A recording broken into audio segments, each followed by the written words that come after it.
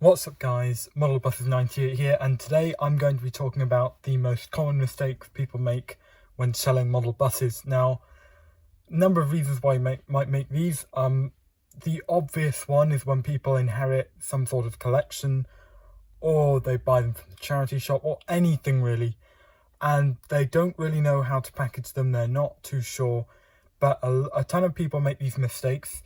This isn't so aimed towards model collectors because most model collectors know how to store them correctly. This is really for anybody who doesn't know about model buses. So I'll just get to mistake number one then, really. So mistake number one people make is not being specific enough about the exact model. So with model buses, it's similar to model cars, but really, to be honest, it's in a completely different world because the actual livery of the vehicle is extremely important. Even something as simple as destinations can be important. So for example, if you just said, right, I've got a right eclipse Gemini to sell, and you just looked for the general prices of right eclipse Geminis, you probably see they go for 30 to 40 quid. Yet this one over here tends to actually go for about 80 quid. And why? It's one that's quite desirable. It's in a more desirable livery. So always make sure you check the exact code and have a look at the prices it sells for. Whereas this one here on the right pretty much goes for 25 to 35 quid, sometimes less, sometimes more. So it's very important you can be specific. There are a number of other examples where that's the case. Some of the Enviro 400s, if you just looked up the prices of Enviro 400s, you'd find there's a whole host of prices they go for, mainly between 40 quid, 60 quid. But there are some that can go for upwards of £250 and even more. So it's very important that you're specific about the exact code because bus collectors tend to really care about exact liveries. Another extremely underestimated area which people don't think about is condition. So some people take it really seriously, which is good. But if you don't, you must understand that model bus collectors take condition very, very seriously. This is probably one of the most extreme versions, but if you have parts detached, that's no longer mint condition and it has to be mentioned. The same goes for missing mirrors. Make sure you check if your model came with mirrors. It's quite obvious on some of these. You can just see there's a mark where there used to be mirrors.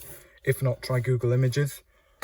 And even some things as simple as box condition. So having marks on the box simply just makes your model not as valuable, and you just have to mention these things. A ton of people get caught out with this. They don't think they need to mention these things, or even tears like you can see here, and it has to be mentioned. And of course, don't get me started on stating a model is unboxed. Obviously unboxed, or even damaged. You know, it's these just things are quite obvious, but you must remember to mention these things if you're selling model buses. Now, in terms of posting the model, this is where a number of people fall short. So the most common error, which I don't particularly blame people for, is not noticing that the upper card is missing.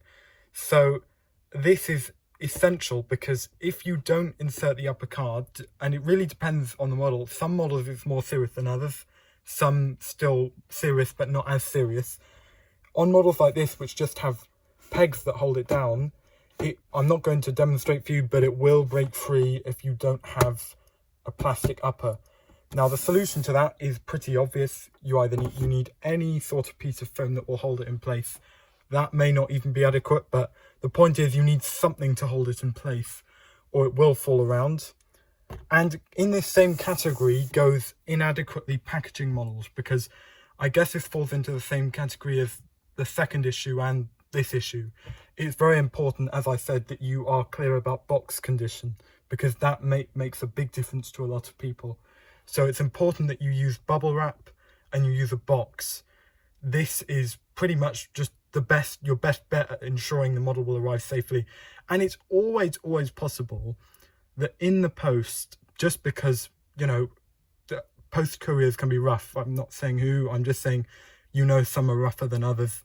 It's possible that something could come loose, but the point is you're just insuring yourself against all these issues. And a lot of the issues I've had probably in the past 2-3 years could all have most of them could have been solved by adequate packaging or a more honest description.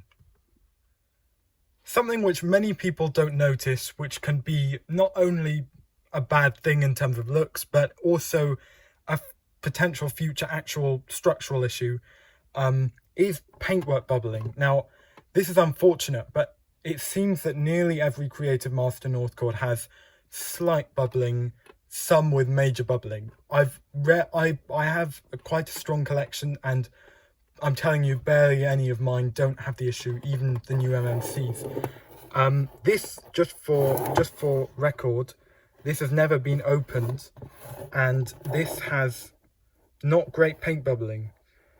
Now, it really is up to you, and once again, all of these things I'm mentioning, they're entirely up to you.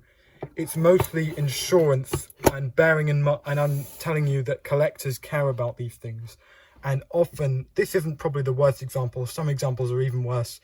There are a few quite notorious examples. If you have ever owned some of the Arriva ones, they are quite bad. So it's worth bearing in mind, just trying to check over if there are any paint bubbles on the sides, especially if it's serious, might need to be something that needs to be mentioned. A fifth point, and just something to be aware of, it's not really an issue, but it really is something to just be aware of, is that the prices of some of the models can be very, very volatile. So this isn't really, as I was saying, it's not really an issue, it's more of just something to be aware of. So some models are very, very consistently rare. They've always been difficult to find, they've always been limited edition, and they're always desirable.